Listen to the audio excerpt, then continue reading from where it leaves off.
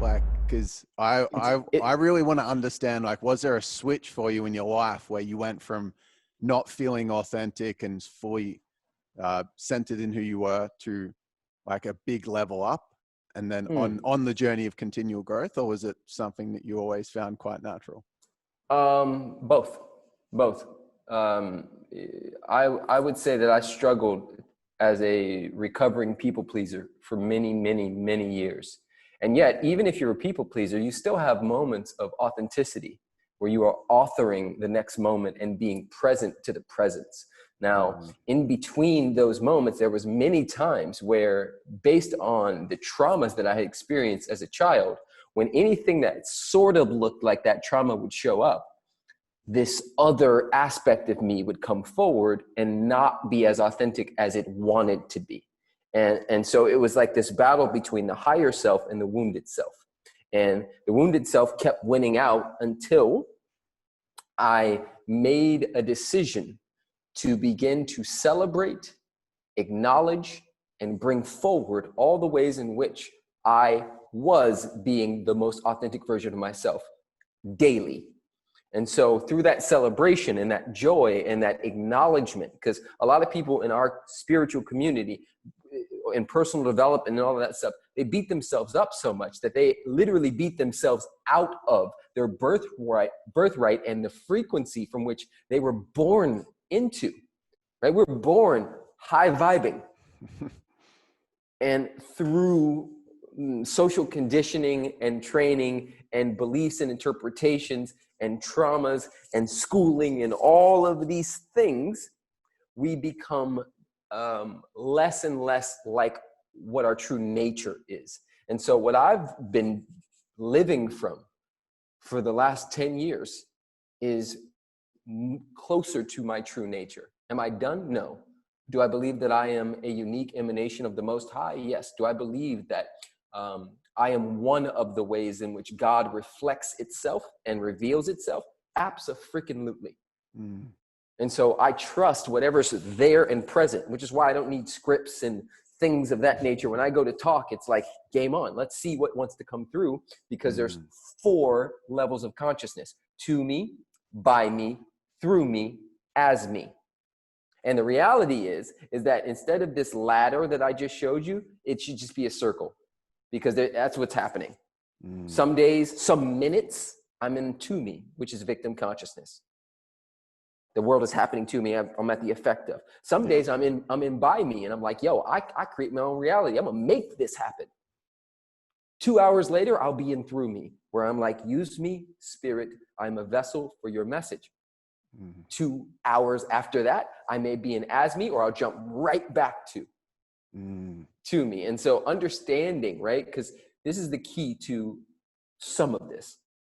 And we talk about this in Bridge. Awareness proceeds choice.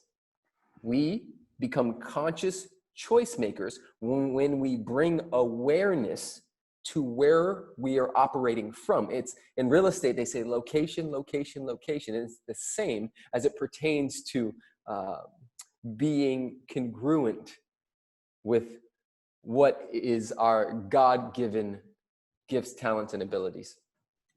Beautiful. That's really, really well said. And I love the idea and the acceptance and ownership of the constant oscillation between the different stages of consciousness or levels of All day. consciousness. So obviously you spend more time than, like you said, do I have room for growth? Yes. Do I see myself as someone that's vibing higher and being more authentic than the average person? Yes, also. Yep. So obviously then you're spending more time in as me and more time in through me. There we go. What practices do you do to, whether it's a reactive something when it pops up? You mentioned I go into joy and I recognize the times in which I'm actually showing up authentically to then give myself that support and love and nurture. About 11 years ago, I did a mushroom ceremony in Joshua Tree, and I went pretty far. I went off the deep end as far as what most people would be probably willing to go. And in that ceremony, which was hours and hours and hours, I began to see the face of God in everything. There was nothing that was not God.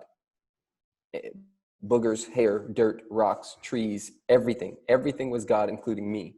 And so I came out of that ceremony, and just like I do anytime I do go into ceremony, which is 3 times a year usually, I came out of that ceremony and I said, how do I integrate and implement this into my life and my day-to-day life without the medicine? And I created a practice called God Goggles, where I started with like 30 minutes, and I'd say, okay, today is Wednesday. I'm going to spend 30 minutes with God goggles on, and everything I see, I'm going to see the face of God in it.